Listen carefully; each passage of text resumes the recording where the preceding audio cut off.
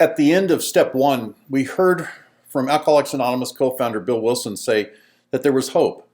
There was freedom from this hopeless state of mind and body, and it had something to do with the spiritual experience. Step two introduces us to a spiritual program of action that begins with came to believe. Let's read the step together. Came to believe that a power greater than ourselves could restore us to sanity. For Bill Wilson, he started to come to believe when he was visited by an old drinking friend, Ebby Thatcher. Ebby was sober and Bill could not believe it. Let's watch and listen to Bill Wilson tell the story and see if you can spot when Bill actually considers spirituality as a possible solution to his drinking problem.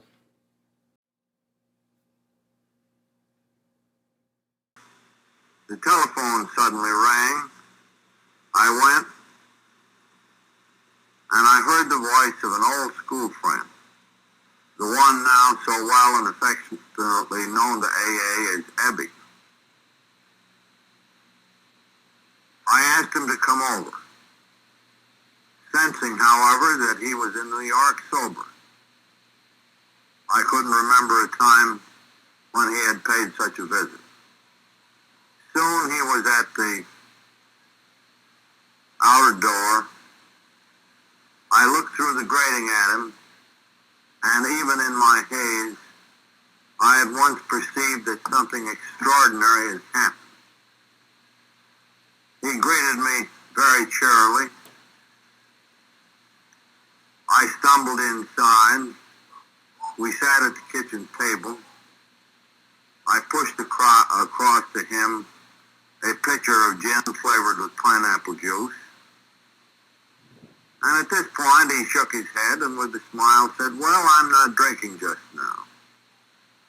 Well, this mystified and also disappointed me. I thought that he and I could retreat into the past. I knew that he had been threatened by commitment to an institution, and the same threat overhung me. So we were companions in misery, but he wasn't miserable at all. I couldn't understand it. Something has happened. So I said to him, "Ebby, what's got into you? Why won't you drink and talk about the good old days?" "Well," he said, "I'll put it to you in a few words. I've got religion." Well, that was a terrific blow to me.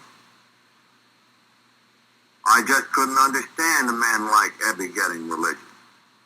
After all, I'd had one of these wonderful scientific trainings that had taught me that man evolved from the ooze, and that was it. So here was my friend, he'd got religion. Well, I knew I had to be polite, so I said, "Well, Ebby, could you tell me what brand this is?" Well, he wouldn't commit himself to saying it was a brand. He told of his association with the Oxford groups and how they emphasized getting honest with one another, with making a survey of their defects, admitting that they were powerless without the help of God. Cliches of that sort, they seemed to be then. And then he told how, when he had become willing to try these simple expedients and to try helping another without any thought of reward, he had been released, as he said, from this awful compulsion to drink. Well, his story made an impression on me. It was bound to. Because, after all, we were blood brothers under the skin, victims of the same malady. So what he had to say struck me deep. There was nothing new in the principles he advocated, but here he was living proof of their effectiveness.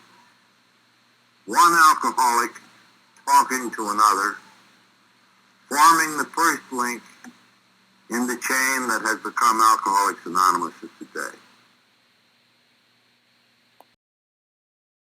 Bill Wilson talks about a spiritual awakening or spiritual experience. He also talks about a higher power. So let's take a look at what Bill might be referring to when he says higher power. We're going to break step 2 into 3 parts. We've already talked about came to believe, and now we're going to talk about higher power. And the last part, of course, will be to discuss what it means to be restored to sanity. In the Big Book of Alcoholics Anonymous and the AA Big Book, Appendix 2, there is a definition of spiritual experience. Let's read this together and see if we can better understand what Bill's been referring to. The terms spiritual experience and spiritual awakening are used many times in this book, which, upon careful reading, shows that the personality change sufficient to bring about recovery from alcoholism has manifested itself among us in many different forms. So he's saying that a spiritual awakening or spiritual experience is evident when there's in this case, a radical personality change, a change sufficient enough to change the way we see the world and change the way that we live. So let's go to paragraph 2. Most of us think this awareness of a power greater than ourselves is the essence of spiritual experience. Our more religious members call it God consciousness. So here, the book is referring specifically to an experience, an awareness, an experience of something that exists within us that is deep and is something that maybe has been there the whole time, but we just never recognized it. Paragraph 3. Most emphatically, we wish to say that any alcoholic capable of honestly facing his problems in the light of our experience can recover, provided he does not close his mind to all spiritual principles. He can only be defeated by an attitude of intolerance or belligerent denial. So those are obviously roadblocks. They would block off to what the Big Book calls the sunlight of the Spirit, and progress will not be made with those types of attitude. Paragraph 4, we find that no one need have difficulty with the spirituality of the program. Willingness, honesty, and open-mindedness are the essentials of recovery, but these are indispensable. So there it is. There's the formula. Being willing, being honest, and being open-minded. Open-minded to new ideas, not being closed-minded. These are the essential principles that we need to incorporate in our daily life and attitude. The last paragraph, this is a principle which is a bar against all information, which is proof against all arguments, and which cannot fail to keep man in everlasting ignorance. And that principle is contempt prior to investigation. There's a quote by Hubert Spencer. So here again we're talking about contempt prior to investigation, and we're talking about an attitude of intolerance and belligerent denial. These are all roadblocks to this awareness of a power greater than ourselves, which in turn helps us create a personality change sufficient to bring about recovery.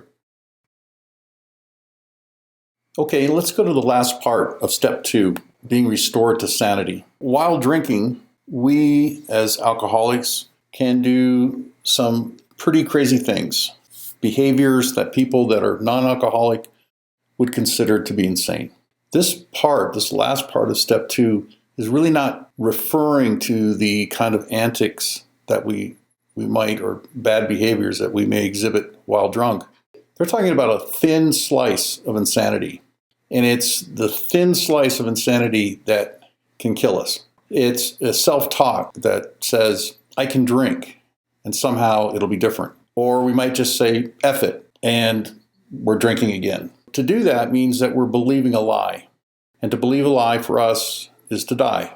So insanity for us is the drinking vortex. And we know that the first drink triggers the allergy, and we start with the first drink and we go around. And that's the vortex we want to avoid because we may never get out of it. So that's the insanity that step 2 is referring to.